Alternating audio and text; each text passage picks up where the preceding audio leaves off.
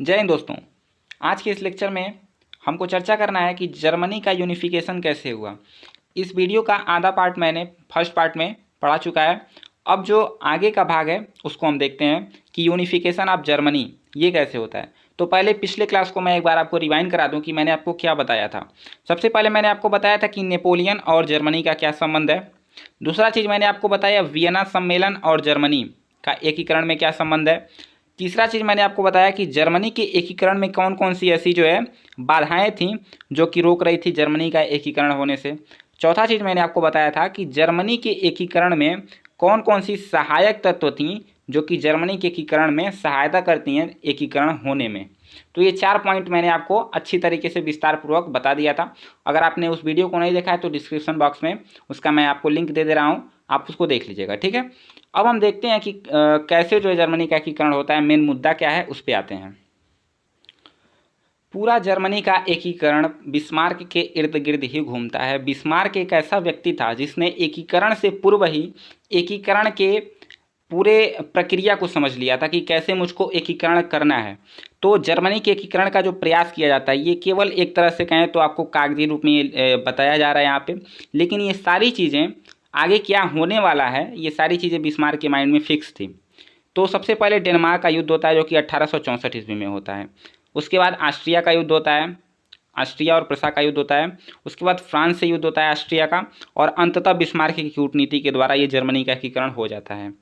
Denmark का जो युद्ध होता है वो होता ही इसीलिए है ताकि ऑस्ट्रिया से युद्ध हो, और ऑस्ट्रिया का युद्ध इसीलिए होता है ताकि फ्रांस से युद्ध हो, और फ्रांस के युद्ध में जब जीत जाता है प्रसा जब जीत जाता है तो जर्मनी का एकीकरण पूर्णतः हो जाता है 1871 में।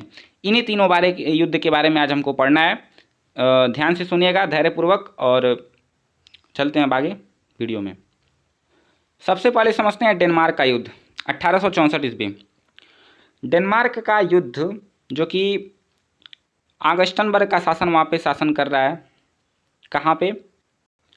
ये जो आप एरिया देख रहे हैं स्लेस्विंग और होल्स्टीन, मैंने जब आपको बताया था तो मैंने आपको ये बताया था कि आप ये याद रखिएगा, स्लेस्विंग और होल्स्टीन। स्लेस्विंग और होल्स्टीन ये दोनों जो स्टेट हैं वो कहाँ पे स्थित हैं आप देखिए। ये है डेनमार्क, ये जो ऊपर है डेनमार्क, और ये नीचे पूरा ये जर्मनी स्टेट, और यहाँ पे स्लेस्विंग और हॉलस्टीन है। ठीक है, तो स्लेस्विंग और हॉलस्टीन पर जो है क्या होता है, ऑक्स्टनबर्ग का शासन रहता है। ठीक है, ऑक्स्टनबर्ग का शासन रहता है, लेकिन वहाँ पे जर्मन और डेन दोनों जो है लोग रहते हैं। जर्मन के भी लोग रहते हैं और डेन के भी लोग रहते हैं वहाँ पे। शासन कौन है? ऑगस्टनबर्ग का शासन है वहाँ पे। चूँकि ये मुख्य रूप से अधीन किसके है? डेनमार्क के अधीन है। ठीक है, लेकिन एक संधि के अनुसार जो है वो डेनमार्क वहाँ पे पूर्ण रूप से अपना अधिकार नहीं जमाता है। ठीक है, तो स्लेस्विंग और हॉलस्टीन को लेकर विवाद हो जाता है। विवाद ये होता है कि डेनमार्क अपना पूर्णतः जो है प्रभुत्व जमाने लगता है किस पर? स्लेस्विंग और हॉलस्टीन पर। इसके परिणाम स्वरूप क्या होता है? प्रसा और डेनमार्क के बीच जो है विवाद हो जाता है। विवाद के फलस्वरूप स्लेस्विंग और हॉलस्टीन में जर्मन व डेन मूल के दोनों लोग रहते हैं। मैंने आपको बताया बिस्मार्क ने इसका फ़ायदा उठाया। अब बिस्मार्क यहाँ पर अपना कूटनीति लगाता है और वो प्रसिया और ऑस्ट्रिया से कहता है चल दोस्त अब लड़ते हैं। तो प्रसा और ऑस्ट्रिया मिलते हैं और डेनमार्क से जाके ये भिड़ जाते हैं। डेनमार्क छोटा सा देश, उतना युद्ध बड़ा नहीं चलता है, और इसमें डेनमार्क पराजित हो जाता है। पराजित होने की स्थिति में वियना की संधि होती है, और वियना की संधि के अनुसार ये जो स्लेस्विंग और हॉलस्टीन है वहाँ से डेनमार्क अपना आधिपत्य हटाकर वो प्रसा को सौंप देता है। अब प्रसा जब सौंपता है प्रसा को, तो चूंकि युद्ध में तो ऑस्ट्रिया भी गया था प्रसा के साथ, तो ये जो हॉलस्टीन और स्लेस्विंग स्टेट हैं इसमें हिस्सा ऑस्ट्रिया को भी मिलना चाहिए। तो इसकी वजह से क्या होता है, चूँकि ऑस्ट्रिया वहाँ पे ठहरना नहीं चाहता था। आप एक बार मैप देखिए, ऑस्ट्रिया का एम्पायर कहाँ पे है? ये पूरा ऑस्ट्रिया का एम्पायर है। ये स्टेट कहाँ के जीते हैं? सब स्लेस्विंग और हॉलस्टीन के। तो यहाँ का स्टेट ऑस्ट्रिया लेके क्या करेगा? तो ऑस्ट्रिया चूँकि वहाँ पे जाना नहीं चाहता था, वो चाहता था कि पुनः यहाँ पे ऑगस्टन जो है साम्राज्य को बैठा दिया जाए, लेकिन प्रसा कहता है कि नहीं, ये हम लोगों के अधिकार क्षेत्र में रहेगा, और इसी की बदौलत जो है गेस्टाइन समझौता होता है। इसी की बदौलत जो है यहाँ पे गेस्टाइन समझौता होता है 1865 ईस्वी में। अब ये गेस्टाइन समझौता क्या है? तो हॉलस्टाइन और स्लेस्विंग जो है वो इन दोनों को कैसे बांटा जाए, इसके लिए गेस्टाइन समझौता होता है। हॉलस्टाइन को जो है ऑस्ट्रिया को दे दिया जाता है और स्लेस्विंग को प्रसा को दे दिया जाता है। इसके बाद कील का जो बंदरगाह है, कील का बंदरगाह जर्मनी में ही है, वहाँ पर ऑस्ट्रिया और प्रसा दोनों को अधिकार वहाँ पे दे दिया जाता है कि कील के बंदरगाह से दोनों काम करेंगे, ठीक है। किसी भी तरह से प्रसा चाहता है कि हम ऑस्ट्रिया को अपने में उलझाएं और उससे युद्ध करें, युद्ध करने के बाद उसको कमज़ोर करने की नीति है प्रसा की, बस बिस्मार्क के दिमाग में यही चल रहा है। और इसी की वजह से उसने डेनमार्क से एक तरह से कहें तो झगड़ा भी किया, युद्ध भी किया, ताकि ऑस्ट्रिया को अपने साथ ले आएँ और उससे भी कोई ना कोई रीजन ढूंढें ताकि उससे युद्ध लड़ सकें। तीसरा जो पॉइंट है, प्रसा को समुद्र तक नहर खोदने का अधिकार मिल गया। और चौथा चीज़ जो है वो छोटी डची लावनबर्ग, डची मतलब एक छोटा सा जगह है लावनबर्ग, वहाँ पर प्रसा ने ऑस्ट्रिया से उस जगह को खरीद लिया, ठीक है। लावनबर्ग को क्यों खरीदा? ताकि वहाँ पे अपना कोई अपना जो लोग हैं उनको वहाँ पे भेजकर उन पर नज़र रखी जा सके ऑस्ट्रिया के गतिविधियों पर, ठीक है। तो ये सारी चीज़ें हैं गेस्टाइन समझौता में होता है। फलस्वरूप प्रसा ने अपनी स्थिति सुदृढ़ करने पर ध्यान दिया, जैसे उसने इटली को वेनेशिया का लालच दिया, फ्रांस को राइन प्रदेश का लालच दिया, रूस को पोलैंड के साथ युद्ध में इसका लालच दिया, और ब्रिटेन को तो वो जानता था कि ब्रिटेन हर जगह तटस्थता की नीति अपनाता है और कहीं भी किसी भी देश के साथ नहीं जाता है, ठीक है। वो अपना बस व्यापार करने की फिराक में रहता है, ठीक है। तो बिस्मार्क अच्छी तरह से जानता था, समझता था। अब बात आती है ऑस्ट्रिया और प्रसा युद्ध की। ऑस्ट्रिया प्रसा युद्ध क्या है, अब इसको समझते हैं। बिस्मार्क ने आंतरिक और बाह्य परिस्थितियों को जब मजबूत कर लिया तो युद्ध के बहाने ढूंढने लगा। युद्ध के बहाने ढूंढने की वजह से क्या होता है, वो किसी भी तरह से ऑस्ट्रिया से युद्ध करना चाहता है। अब ऑस्ट्रिया ने गेल्स्टाइन समझौते का उल्लंघन कर दिया। उल्लंघन क्या किया? चूँकि ऑस्ट्रिया को ये महसूस होने लगा कि ये जो प्रसा है वो हमको परेशान कर रहा है, हमको होल्स्टीन का जगह तो दे दिया, और जब हम वहाँ पे जाते हैं तो हमको इधर उधर से कहीं ना किसी भी तरह से वो हमको परेशान करता रहता है। तो इसकी वजह से जो ऑस्ट्रिया रहता है वो संसद में ये आवाज़ उठाता है कि ये जो होल्स्टीन है और ये जो प्रशिया ये जो स्लेस्विंग है, इसको ऑक्स्टनबर्ग को सौंप देना चाहिए। लेकिन चूंकि पहले ही गेस्टाइन का समझौता हो चुका है इन दोनों के बीच, इसकी वजह से बिस्मार्क को ये जो है एक रीजन मिल जाता है और उसने ऑस्ट्रिया पर आक्रमण करने का फैसला कर लिया। तो प्रसा ने ऑस्ट्रिया सेना को हॉलस्टाइन से खदेड़ देता है। प्रसा, आप यहाँ पे समझिए कि जो प्रसा है वो ऑस्ट्रिया की जो सेना होती है उसको हॉलस्टाइन से खदेड़ देता है, और जर्मन परिसंघ ने इस कार्य को अवैध घोषित कर दिया। जर्मन परिसंघ क्या है? संसद एक तरह से कह सकते हैं। तो बिस्मार्क ने जो ये जर्मनी कॉन्फेडरेशन है, जर्मन परिसंघ है, उसको समाप्त करने की घोषणा कर दी।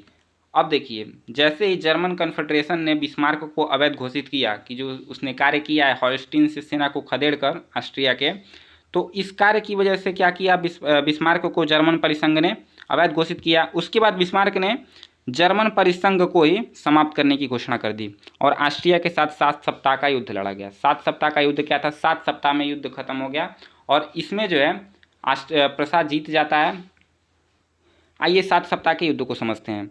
प्रसा और ऑस्ट्रिया के बीच 7 सप्ताह का युद्ध होता है। 3 जुलाई 1866 ईस्वी को कस्टोवा और लीसा, ये पहले 2 युद्ध होते हैं, और उसी के साथ सैडोवा का युद्ध होता है जो कि निर्णायक युद्ध के रूप में साबित होता है और इसमें ऑस्ट्रिया की हार हो जाती है। तो प्रसा और ऑस्ट्रिया के बीच युद्ध हुआ। कौन सा युद्ध हुआ? 7 सप्ताह का युद्ध हुआ और इसमें ऑस्ट्रिया हार गई, प्रसा जीत जाता है। ऑस्ट्रिया के जो सहयोगी देश हैं जैसे बावेरिया, सैक्सनी, हनोवर, हैस, कॉसेल, बेडन, ये जो सारे देश हैं वो भी ऑस्ट्रिया के साथ ही पराजित हो जाते हैं और ये भी शांत हो जाते हैं। युद्ध के इतिहास में सर्वाधिक कम समय में और सर्वाधिक निर्णायक ये युद्ध था। कौन सा युद्ध? 7 सप्ताह का युद्ध। आगे चलते हैं। अब ये जो युद्ध हुआ इसमें ऑस्ट्रिया की तो पराजय हो गई, इसके बाद संधि होगी। तो प्राग की संधि होती है 1866 ईस्वी में 23 अगस्त को। प्रसा ने ऐसा नहीं किया कि ऑस्ट्रिया को जाके बेइज्जती किया हो और उसकी राजधानी पर कब्जा कर लिया, वैसा कुछ नहीं किया बिस्मार्क ने। जबकि विलियम प्रथम वहाँ का जो राजा था वो चाहता था कि जाके ऑस्ट्रिया पर कब्जा कर लिया जाए, लेकिन बिस्मार्क ने अपनी कूटनीति की सहायता से वो ऐसा करने से मना कर देता है और राजधानी पर कब्जा नहीं करता है। पुराना परिसंघ को समाप्त कर दिया जाता है, जो जबकि बिस्मार्क ने तो उसको पहले ही जो है वो कर दिया था, समाप्त कर दिया था। तो पुराना परिसंघ समाप्त हो जाता है और इसको ऑस्ट्रिया ने भी स्वीकृति दे दी। दूसरा पॉइंट है युद्ध क्षतिपूर्ति के रूप में 30 लाख पाउंड ऑस्ट्रिया को देने पड़े, प्रसा को देने पड़े, ठीक है। ऑस्ट्रिया देता है प्रसा को। तीसरा पॉइंट है हनोवर, स्लेस्विंग, हॉलस्टाइन, नासो, हंस, डार्मस्टेट का उत्तरी भाग और फ्रैंकफर्ट नगर प्रसा में सम्मिलित हो जाता है। तो ये जितने स्टेट्स हैं वो प्रसा में अब सम्मिलित हो गए हैं। प्रसा में सम्मिलित होने के बाद क्या होता है, बिस्मार्क जो रहता है वो मेन नदी के जो ऊपर का स्थित राज्य है। मेन नदी क्या है मैं आपको दिखा दूँ। ये आप देखिए यहाँ पे, ये एक तरह से मान सकते हैं इसको, ठीक है। तो इसके जो ऊपर के स्टेट हैं, इसके जो ऊपर के स्टेट हैं, इसमें के वो एक परिसंघ बनाता है, इन सब का एक परिसंघ बनाता है, जिसमें ऑस्ट्रिया को उसका सदस्य नहीं बनाया जाता, ठीक है। पांचवा पॉइंट ये है कि मेन नदी के जो दक्षिण के भाग थे, उसमें जो स्थित राज्य थे वादेन, बुटेनबर्ग, बावेरिया, इन सब की स्वतंत्रता को मान्यता दिलवा देता है ऑस्ट्रिया से। ऑस्ट्रिया से वो मान्यता दिलवा देता है इन सबको। पांचवा पॉइंट है वेनेशिया इटली को दे दिया जाता है। इसी युद्ध के बाद, प्राग की संधि के बाद जो है वेनेशिया को इटली में मिला दिया जाता है, और केवल एक ही स्टेट तब इटली में बसता है, केवल रोम को मिलाने वाला, ठीक है। तो मैंने आपको बताया था पिछले वीडियो में जब इटली का एकीकरण पढ़ाया था। तो ये आपको समझ में आ गई। प्राग की संधि में कुछ 6-7 पॉइंट ऐसे थे जो कि आपको जानना बेहद ज़रूरी था। अब इसके परिणाम क्या होते हैं इसके बारे में जान लेते हैं। तो ऑस्ट्रिया का जर्मन राजनीति से दखल अब समाप्त हो गया, चूँकि ऑस्ट्रिया तो अब हार चुका है, उसके खुद ही दिवालिया हो चुका है, उसको पैसा देना है 30 लाख पाउंड। दूसरा चीज़, प्रसा मध्य यूरोप का शक्तिशाली राज्य बनकर उभरता है। अब जब ये शक्तिशाली राज्य बनकर उभरता है तो ये जो बिस्मार्क है इसको सब लोग सपोर्ट करने लगते हैं। भाई उगते सूरज को सभी प्रणाम करते हैं, डूबते सूरज को कौन ही पूछता है। तो बिस्मार्क को सब सपोर्ट करने लगते हैं और उदारवाद को छोड़ देते हैं सब, ठीक है। 27,000 वर्ग मील जो है वो अतिरिक्त भूभाग इसको मिलता है प्रसा को, और राइन नदी से लेकर बाल्टिक सागर तक पूरा प्रसा साम्राज्य फैल गया है, ठीक है। तो अभी ये घटना कब की है? 1866 की। मैंने आपको 1871 में बताया था कि पूर्ण रूप से जर्मनी का एकीकरण होता है। अब बचा है एक स्टेट, वो है फ्रांस।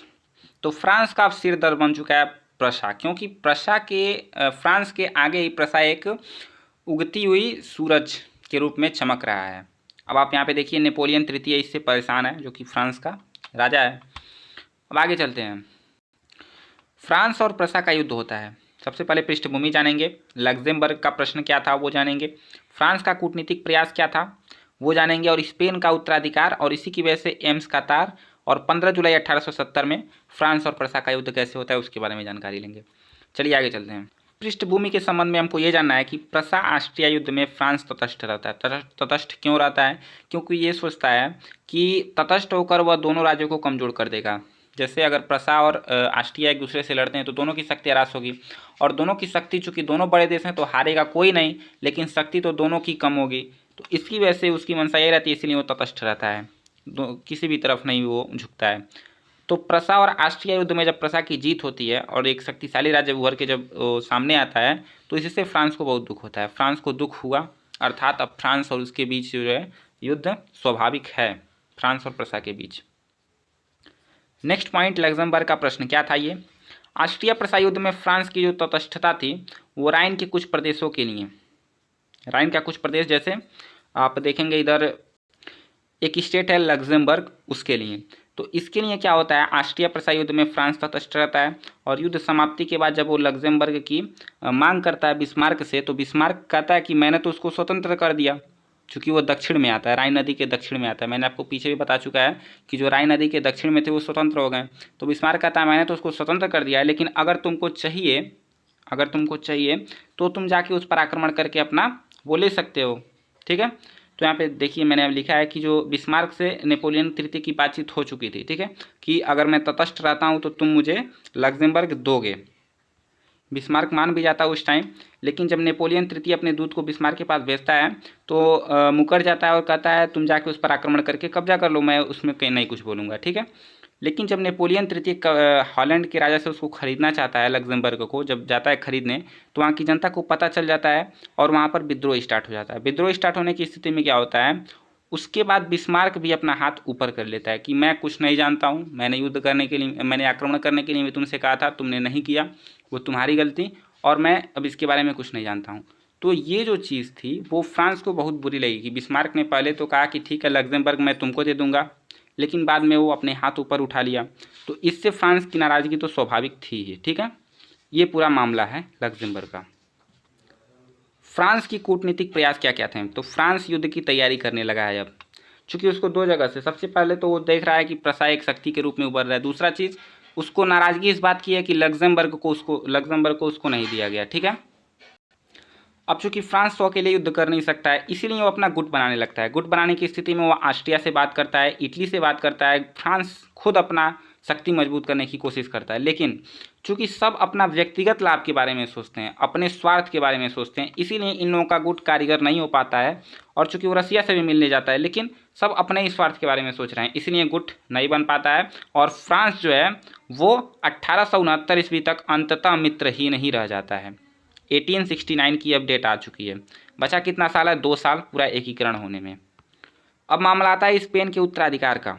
स्पेन का उत्तराधिकार 1868 ईस्वी में स्पेन की क्रांति जब होती है तो उसके फलस्वरूप इसाबेला जो वहाँ की रानी थी, इसाबेला द्वितीय को वहाँ से निर्वासित कर दिया जाता है और एक नए युवराज की तलाश होने लगती है।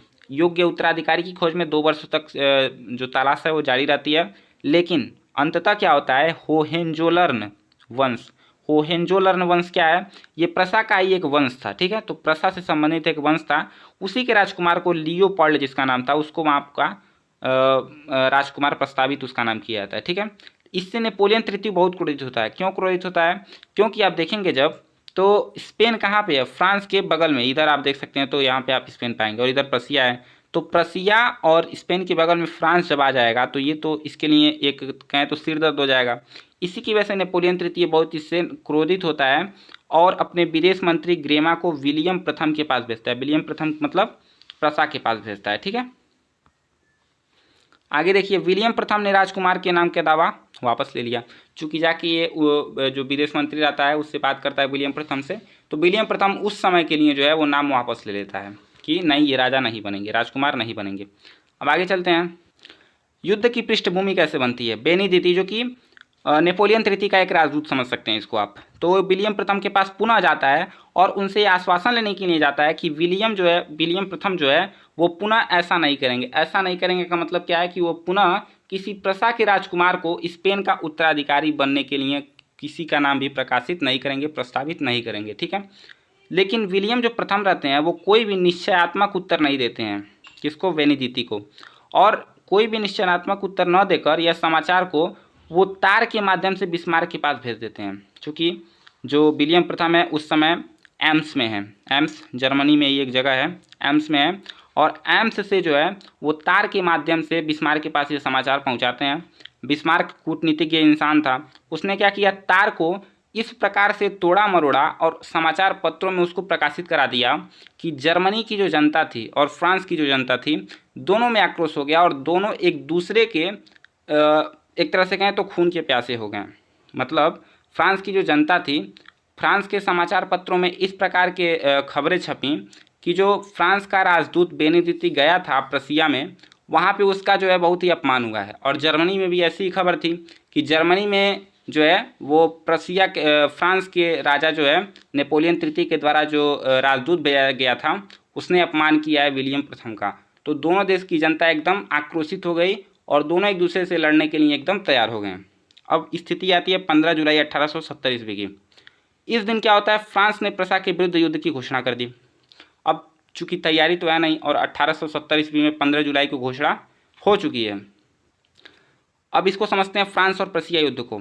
फ्रांस पूरी तरह से तैयार तो है नहीं, लेकिन प्रसिया ने बहुत बेहतरीन तैयारी कर रखी है। उसने अपनी पूरी सेना को सुदृढ़ करके रखा हुआ है। फ्रांस को किसी अन्य देश का सपोर्ट तो मिल नहीं रहा था। मैंने आपको पिछले ही जो स्लाइड था उसमें बताया था कि उसने बहुत सारे देशों से संपर्क बनाने की कोशिश की, लेकिन चूंकि सब अपने स्वार्थ के बारे में सोच रहे हैं तो इसी की वजह से इसका किसी के साथ भी गुट नहीं बन पाता है। इटली को वेनेसिया देने का वादा करके बिस्मार्क ने उसको अपने तरफ मिला लिया, ठीक है। 1870 में ही वेनेसिया देने का वादा किया गया, ठीक है। बोशनबर्ग, यहाँ पे वेनेसिया नौ के रोम होगा, ठीक है। यहाँ पे आप रोम देख लीजिएगा। उसके बाद जो बोशनबर्ग था, बोशनबर्ग ग्रेवलाट के युद्ध में प्रसा के फ्रांस को पराजित कर दिया, ठीक है। अर्थात जो ये युद्ध है बोशनबर्ग ग्रेवलाट, तो इसमें क्या होता है? प्रसा ने फ्रांस को पराजित कर दिया और सर्व महत्वपूर्ण युद्ध, जो सबसे महत्वपूर्ण युद्ध था सीडान का युद्ध, 1 सितंबर 1870 ईस्वी को होता है। और इस दिन नेपोलियन तृतीय जो है वो आत्मसमर्पण कर देता है। बात आपको यहाँ तक समझ में आ गई होगी।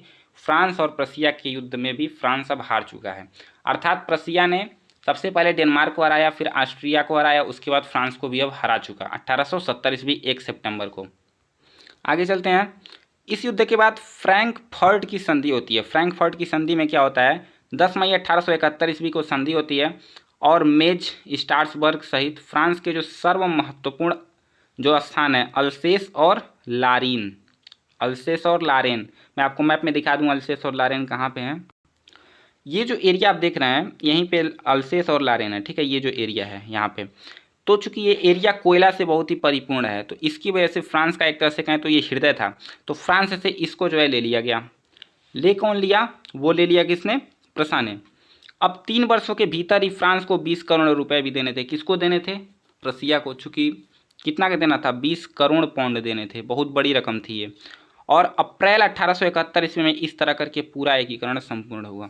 तो 1871 ईस्वी में आप देखेंगे तो इटली का भी एकीकरण पूर्ण होता है और 1871 ईस्वी में जर्मनी का भी एकीकरण पूर्ण होता है। इसका परिणाम क्या निकलता है, परिणाम के बारे में भी जान लेते हैं थोड़ी सी जानकारी। सबसे पहला जर्मनी और इटली का एकीकरण हो जाता है। दूसरा जो पॉइंट है वो है फ्रांस में तृतीय गणतंत्र की स्थापना होती है। तृतीय गणतंत्र का मतलब क्या है? वहाँ पे सबसे पहले क्या था, फ्रांस की जो क्रांति हुई थी उसके बाद नेपोलियन आया, नेपोलियन के बाद जो है वहाँ पे सत्ता बदली और ऐसे जो तृतीय गणतंत्र आया वो आज तक लगभग थोड़ा कुछ परिवर्तन हुआ है और आज तक ये चल रही है सिस्टम। तीसरा जो है अस्त्र शस्त्र की होड़ लगी। अब सब समझने लगे कि जब नई नई शक्ति उभर रहे हैं तो अस्त्र शस्त्र तो होने चाहिए तभी यहाँ पे रहा जा सकता है। जर्मन फ्रांस वैमनस्य, जर्मनी और फ्रांस में अब एक तरह से कहें तो तब तक दुश्मनी चलेगी जब तक प्रथम वर्ल्ड वार का अंत नहीं हो जाता। 1919 का वेट हो रहा है, ठीक है, अब वेट होगा। बर्लिन का यूरोपीय शक्ति संतुलन का केंद्र बन गया। बर्लिन जो कि जर्मनी की राजधानी बनी वो आगे चल के सबसे बड़ी शक्ति का केंद्र बन गई। तो फ्रैंकफर्ट संधि का ये महत्व और ये परिणाम थे, ठीक है। तो आशा है वीडियो समझ में आई होगी, आपको समझ में आ गया होगा कि जर्मनी का एकीकरण क्या था, कैसे हुआ। मैं आपको एक तरह से कहें तो सार के रूप में बता दूं कि मैंने आपको क्या क्या बताया। सबसे पहले मैंने आपको बताया कि नेपोलियन ने क्या किया, 300 से अधिक राज्यों को समेट के 39 राज्यों में बांटा। फिर वियना ने क्या किया, उसको वियना सम्मेलन में क्या किया गया, उसको पुनः परिसंघ में कर दिया गया। उसके लिए एक संसद की स्थापना भी की गई। क्या क्या बाधाएं थी, मैंने आपको बाधाएं बताई। उसके बाद क्या क्या ऐसे सहायक तत्व थे जिसकी वजह से एकीकरण संभव हो सका, वो मैंने आपको बताया। उसके बाद मैंने आपको 3 चीज़ें बताई। सबसे पहला डेनमार्क का युद्ध, दूसरा ऑस्ट्रिया का युद्ध और तीसरा फ्रांस का युद्ध। इन तीनों युद्ध की बदौलत ही जर्मनी का पूरा एकीकरण हो सका और इस तरह पूरा 1871 ईस्वी में एकीकरण संपूर्ण हुआ। अगर आपको वीडियो पसंद आई हो तो लाइक कीजिएगा, कमेंट करके ज़रूर बताइएगा और चैनल पर नए हैं तो सब्सक्राइब कर लीजिएगा। अब मिलते हैं नए वीडियो में। बड़ों का सम्मान करें, छोटों को प्यार दें, अपना व्यक्तित्व इस प्रकार विकसित करें कि महिलाएं आपके साथ सुरक्षित और गर्वान्वित महसूस करें। धन्यवाद।